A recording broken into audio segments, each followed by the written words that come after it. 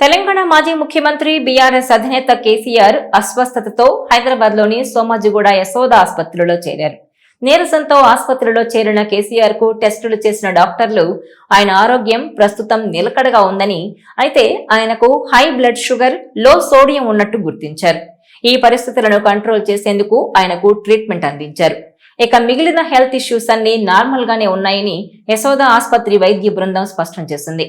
ఇదిలా ఉంటే BRS MLC Kalvakuntla Kavitha Yashoda ఆసుపత్రికి వెళ్లి తండ్రి కేసీఆర్ ను పరామర్శించారు. తండ్రి ఆరోగ్య పరిస్థితి గురించి ఇటు కుటుంబ సభ్యులను అటు డాక్టర్లను ఆరా తీశారు. ఇక అంతకుముందు ఓ ఛానల్ కిచ్చిన ఇంటర్వ్యూలో సంచలన వ్యాఖ్యలు చేశారు కవిత. రాజకీయాల్లో తన అంతిమ లక్ష్యం ముఖ్యమంత్రి కావడమేనని, 10 ఏళ్లు పట్టినా 20 ఏళ్లు పట్టినా ఆ ఆశయాన్ని నెరవేర్చుకుంటానంటూ షాకింగ్ కామెంట్స్ చేశారు. ప్రచారం జరుగుతున్నట్టుగా తాను కొత్త పార్టీ పెట్టబోనని, బీఆర్ఎస్ తన పార్టీ అని స్పష్టం చేస్తూనే పార్టీ అంతర్గత వ్యవహారాలపై తీవ్ర అసంతృప్తి వ్యక్తం చేశారు. రాబోయే ఎన్నికల్లో తాను ఎమ్మెల్యేగా పోటీ చేసేందుకు కూడా ఇంట్రెస్ట్ గా ఉన్నట్టు వెల్లడించారామె. ఇక పార్టీలో ప్రస్తుతం నెలకొన్న పరిస్థితులపై కవిత తీవ్రంగా స్పందించారు.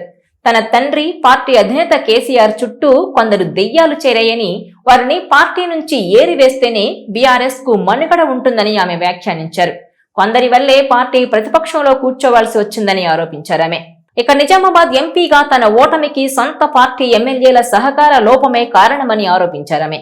కష్టకాలంలో ముఖ్యంగా ఈడీ కేసు సమయంలో పార్టీ నుంచి తనకు తగినంత మద్దతు లభించలేదని ఆవేదన వ్యక్తం చేశారు.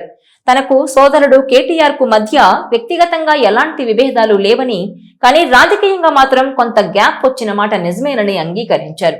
తాను కేసీఆర్ కు రాసిన లేఖ లీక్ అవడం వల్లే ఈ పరిస్థితి తలెత్తిందని వివరించారు. తన ఫోన్ ట్యాపింగ్ జరిగి ఉండొచ్చన్న ఆరోపణలపై కేసీఆర్ అలాంటివి చేయించరని, కింది స్థాయి అధికారులే చేసి ఉండొచ్చని అభిప్రాయపడ్డారామె. ఈ వ్యాఖ్యలను బట్టి చూస్తే తన అన్న కేటీఆర్ పై కవిత రగిలిపోతున్నారా అన్న అంశం ఇప్పుడు పెద్ద ఎత్తున చర్చనీయాంశంగా మారింది. ఇదిలా ఉంటే ఏపీ కాంగ్రెస్ అధ్యక్షురాలు షర్మిలది తన అన్నతో ఆస్తుల గొడవని, కానీ తనది మాత్రం ఆత్మగౌరవ సమస్యగా కవిత అభివర్ణించారు. అలాగే ట్యాపింగ్ పై కూడా కేసీఆర్ ను వెనకేసుకొస్తూనే కేటీఆర్ పేరు ప్రస్తావించకపోవడం ద్వారా తన అన్నపై సమాజంలో అనుమానం బీజాలు సజీవంగా ఉండాలని ఆమె భావిస్తున్నారనే సంకేతాలు పంపారా అన్న సందేహాలు వ్యక్తమవుతున్నాయి. ఇక ఇంతకీ మీరు బీఆర్ఎస్ లోనే ఉన్నారా అనే ప్రశ్నకు ఆ పార్టీ తనదేనన్నారు. బీఆర్ఎస్ లో ఉన్నానని స్పష్టం చేశారు.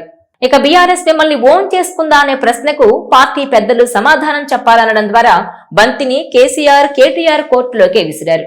జైలుకు వెళ్లినప్పుడు కుటుంబం అంతా మద్దతుగా ఉందా అంటే కాసేపు ఆలోచించి ఆ తర్వాత ఉన్నారని సమాధానం ఇవ్వడం ద్వారా చూసే వాళ్లకు తన మనసులో మాటను చెప్పకనే చెప్పారు. తనపై సోషల్ మీడియాలో మీమ్స్, ట్రోలింగ్ పై దురదృష్టవశాత్తు పార్టీ తిప్పికొట్టలేదన్నారు. కేసు పెట్టిన రోజు నుంచి తిప్పికొట్టాలని తన తండ్రిని రిక్వెస్ట్ చేసినా ఎందుకనో ధీటుగా ఆ పని చేయలేదని నిష్ఠూరమాడారు. జైలుకు పంపిన రోజు నుంచి చేయాల్సినంతగా చేయలేదని తాను ఫీల్ అయ్యాననేది వాస్తవమేనన్నారు. ఇక ఫోన్ ట్యాపింగ్ పై తన తండ్రి కేసీఆర్ భోళా శంకరుడని, ఇలాంటి చిల్లర పనులు చేయరన్నారు. కిందన్నోళ్లు చేశారా చేయలేదా అనేది కాలమై నిర్ణయించాలని తన అన్నపై కవిత నర్మగర్భ వ్యాఖ్యలు చేశారు. ముందస్తు ప్రణాళిక మేరకే ట్యాపింగ్ పై కవిత ఇలా మాట్లాడినట్టు అర్థమవుతోందంటున్నారు. ఇక తాను సీఎం కావాలని కలలు కంటున్నారు కవిత. అది ఎప్పుడైనా జరిగి తీరుతుందంటూ కామెంట్ చేసిన కవిత తానెందుకు సీఎం కాకూడదని ప్రశ్నిస్తున్నారు. ఇదిలా ఉంటే బీఆర్ఎస్ శ్రేణులు అలాగే తెలంగాణ సమాజం కేసీఆర్ రాజకీయ వారసుడిగా కేటీఆర్ ను మాత్రమే గుర్తిస్తోందన్న టాక్ ఉంది.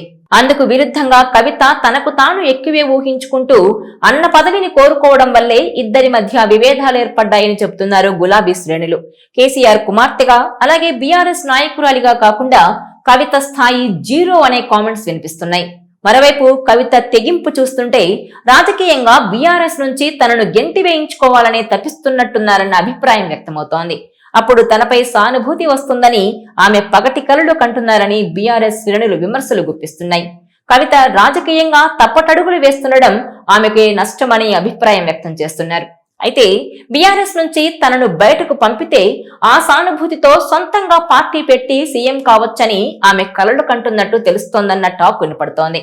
అందుకోసమే ఎలాంటి పర్యవసానాలను ఎదుర్కోవడానికైనా కవిత రెడీ అవుతున్నారని చెబుతున్నారు. చూడాలి మరి కవిత రాజకీయం ఎలా ఉండబోతోందో. ఈ వీడియో మీకు నచ్చినట్లయితే please share, like and subscribe.